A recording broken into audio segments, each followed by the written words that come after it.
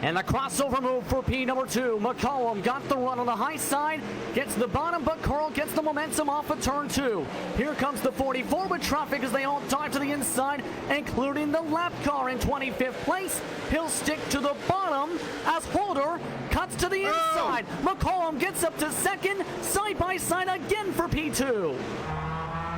Now, right now, they're a bit slower than the lead group, which has gone to 5 cars on the track, in fact, because Bunovich and Pajnon have been reeled in by James Sharp, Logan Clampett, and Robert Hartley. Side by side, they go for the race lead. Pajnon wants to take the point. Going his way into the chase through turn number 20, clear by a mile. He's now up to the race lead. Will Sharp send it? No. Sharp backs off. Bunovich makes contact. Around goes Pajnon. Bunovich collected. The whole top 5 involved as Robert Hartley drives by Sharp on the high side. The second group all reels itself in, and a massive collision in the lead group collects 4+ drivers. The 52 looking, gives a slight tap. The 44 still on the outside in 1-2. That looked more than a slight tap. That was a shot heading into turn 1. He's got a huge run this time to the backstretch, loses it. Hendricks into the wall. Holman tries to save it, slams the wall, collects multiple drivers. Caution flag is out. Mike Franklin with a destroyed front end from that. An absolute big point implication wreck once more. Have to just do with Brandon Hawken as they make their way from Clearways to the Clark Curve. Then it's clear sailing for a decent amount of time. They're able to get on by, but Taylor has a chance for the run. Taylor cuts to the high side.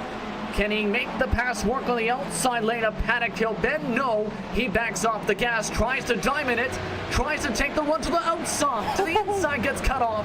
Howie Burden made contact side by side now with the Druids. For the past few weeks, drivers have been working near non-stop for this moment. Competitors from across North America have prepared their super late models for hours on end for a chance to win this event. This afternoon, $600 is on the line in the second annual Snowball Showdown presented by Murder Creek Distillery. And you can see it from green flag to checker flag, live on LSR TV and the iRacing eSports Network. Good afternoon and welcome to pre-race coverage of this weekend's 356-lap main event for the virtual Five Flags Speedway in beautiful sunny Florida. I'm Justin Prince. Alongside the booth to call the action today will be Ben Gilcrease, with Aaron Grosskopf in the director's seat for today's race. The drivers are getting all set to go into the star-studded field for today's action.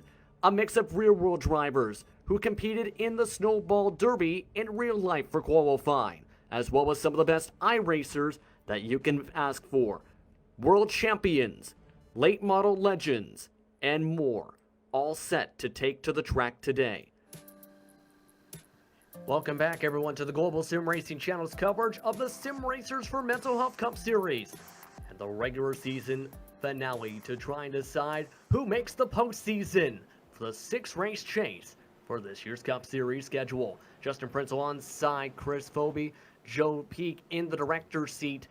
But it's going to get interesting now. 19 to go. However, with the timing of the caution flag, we were right at the very tip of the pit window. We've seen some drivers duck down. We also seen Jackson stay out. If we're talking it over, that looked like to be able to get the first car of the ducking down to top off drivers.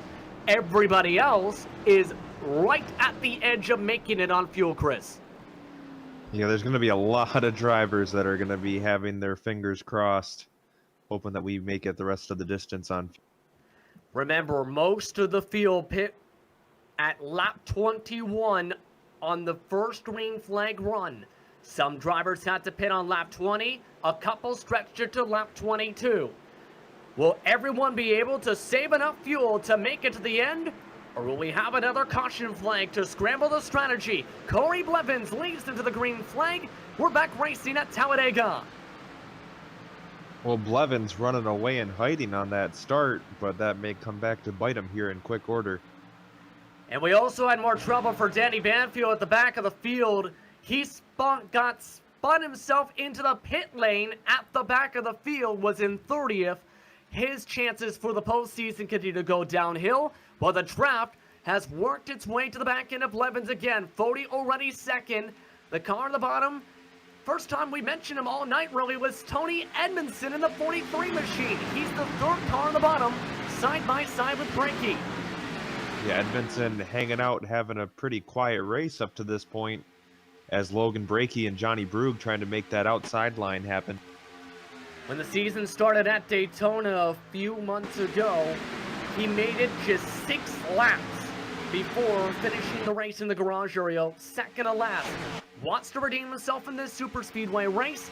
Left lap goes to Blevins, but Brakey wants to get up to the point. Trying to work on the high side with Johnny Brugge. Brugge in his third race of the campaign. Still trying to make it work with just 2 cars. Might get a third helper though. The 44 of Dixon closing in and approaching the side panels of the 92. Yep, we have more people trying to join the in crowd up front, so to speak, as the draft starts to cinch up.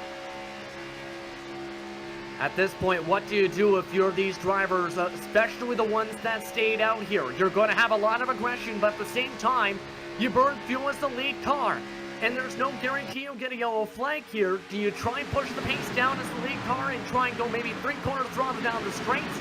Or do you try and just stay tucked in behind and hope that you get the strategy and enough fuel to make it to the checkered? I feel like at this point, another caution happening is probably a safe bet with how aggressive the drivers were getting towards the midpoint of the race. So if it were me, I'd be banking on that, but that's not a guarantee by any means. So you could probably see the leaders up front dictate the pace of this race for everybody else here shortly. The cars that did top off, by the way, are 17th on back. That included guys like Chris Titus, Jared Mogart, Jalen Battle, along with Brandon Jackson, as we mentioned. That group we see on your screen, currently tucked in behind. They're actually running in the 199 to 200s at the moment, compared to the lead cars that are only going about 197, trying to save that extra little bit of fuel with 16 to go. Compared to this group of cars, fastest lap going to Wells this time by, though. Yeah, it's one of those slow down to go faster moments, but instead of faster, these drivers are just trying to go longer. Yeah, because this is a large track, and if you run out of fuel in the pack, there's been cases where it's led to the big one caused from that. In real life, we've seen drivers run out of fuel on a restart before and cause the big one then. You don't want it to happen to you, Chris. That's right, and this place is a breeding ground for those big cautions. Just the style of racing that we see keeps the cars all grouped really close together.